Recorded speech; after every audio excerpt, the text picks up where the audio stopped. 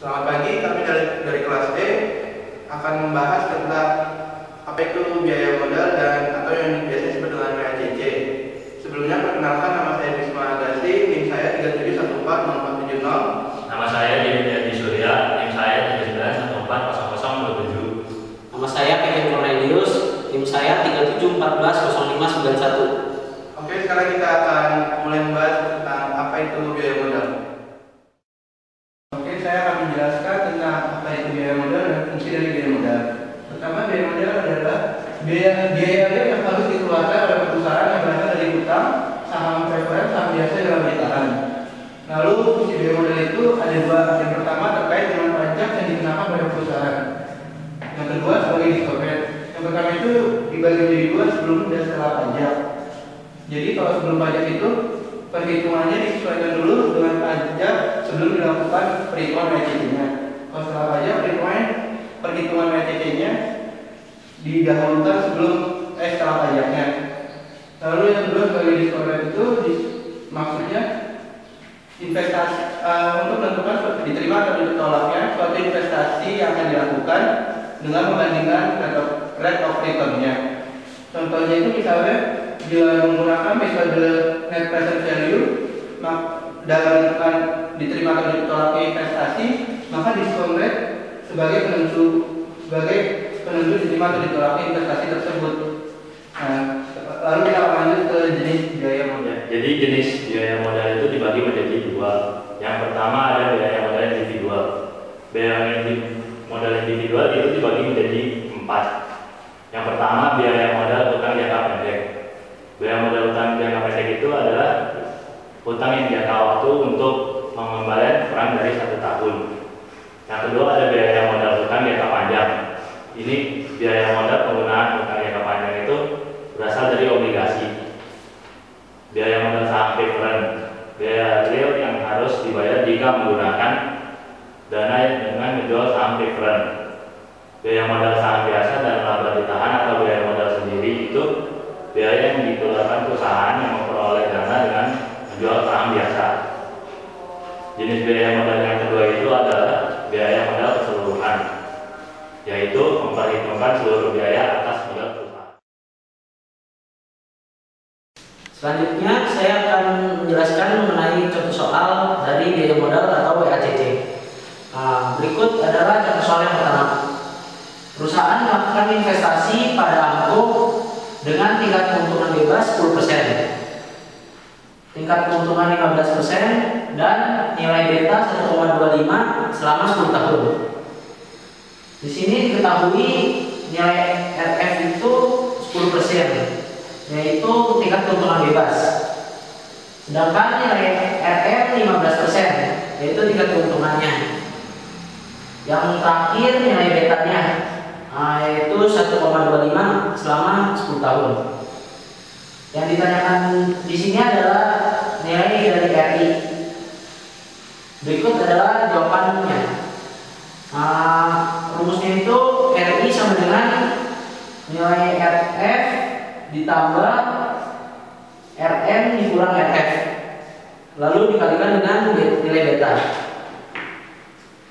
Berikut adalah jawabannya setelah kita masukkan persentase atau angkanya. 10% ditambah dalam kurung 15% dikurang 10% lagi, lalu dikalikan dengan nilai betanya tadi 1,25 dan mendapatkan hasil 16,25%. Selanjutnya saya akan menjelaskan mengenai contoh soal yang kedua, yaitu yang mengenai biaya modal atau BACC. Berikut adalah soalnya. Dari soal 2 ini kita akan mencari mengenai atau diketahui itu struktur modal suatu perusahaan. Yang pertama, utang jangka panjangnya 65 juta. Yang kedua, saham preferen 15 juta. Yang ketiga, saham biasa 120 juta. Selanjutnya juga diketahui biaya masing-masing sumber dananya. Utangnya itu 6%, saham preferennya 7%, saham biasa 10%, dan pajak 50%.